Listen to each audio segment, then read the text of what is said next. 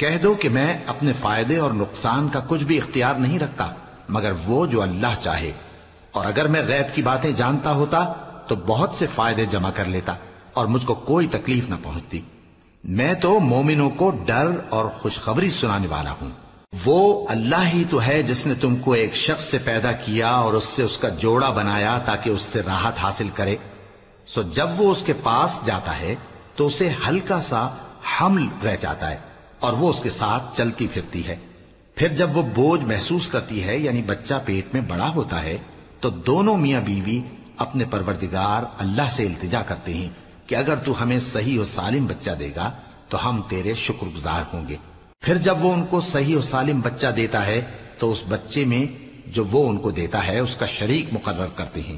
سو جو شرک وہ کرتے ہیں اللہ کا رتبہ اس سے بلند ہے۔ کیا وہ ایسوں کو شریک بناتے ہیں جو کچھ بھی پیدا نہیں کر سکتے اور خود پیدا کیے جاتے ہیں، اور نہ ان کی مدد کی طاقت رکھتے ہیں اور نہ اپنی ہی مدد کر سکتے ہیں؟ اور اگر تم ان کو سیدھے رستے کی طرف بلاؤ تو تمہارا کہا نہ مانے، تمہارے لیے برابر ہے کہ تم ان کو بلاؤ یا چپ کے ہو رہو۔ مشرکو، جن کو تم اللہ کے سوا پکارتے ہو تمہاری طرح کے بندے ہی ہیں، اچھا تم ان کو پکارو، اگر سچے ہو تو چاہیے کہ وہ تم کو جواب بھی دے۔ بھلا ان کے پاؤں ہیں جن سے چلیں، یا ہاتھ ہیں جن سے پکڑیں، یا آنکھیں ہیں جن سے دیکھیں، یا کان ہیں جن سے سنیں؟ کہہ دو کہ اپنے شریکوں کو بلا لو اور میرے بارے میں جو تدبیر کرنی ہو کر لو، اور مجھے کچھ مہلت بھی نہ دو، پھر دیکھو کہ وہ میرا کیا کر سکتی ہیں۔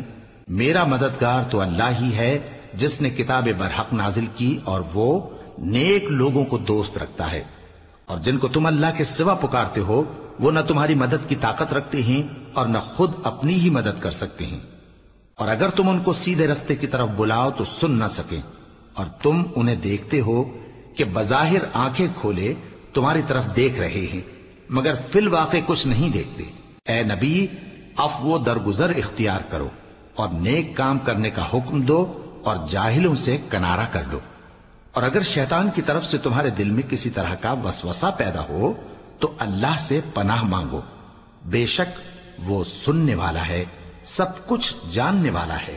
جو لوگ پرہیزگار ہیں جب ان کو شیطان کی طرف سے کوئی وسوسہ پیدا ہوتا ہے تو چونک پڑتے ہیں اور دل کی آنکھیں کھول کر دیکھنے لگتے ہیں، اور ان کفار کے بھائی انہیں گمراہی میں کھینچے جاتے ہیں، پھر اس میں کسی طرح کی کوتاہی نہیں کرتے۔ اور جب تم ان کے پاس کچھ دنوں تک کوئی آیت نہیں لاتے تو کہتے ہیں کہ تم نے اپنی طرف سے کیوں نہیں بنا لی؟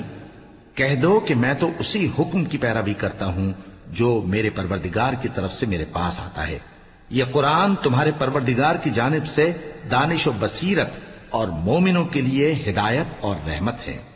اور جب قرآن پڑھا جائے تو توجہ سے سنا کرو اور خاموش رہا کرو تاکہ تم پر رحم کیا جائے، اور اپنے پروردگار کو دل ہی دل میں عاجزی اور خوف سے اور پست آواز سے صبح و شام یاد کرتے رہو، اور دیکھنا غافل نہ ہونا۔ جو لوگ تمہارے پروردگار کے پاس ہیں وہ اس کی عبادت سے روگردانی نہیں کرتے اور اس پاک ذات کو یاد کرتے اور اس کے آگے سجدے کرتے رہتے ہیں۔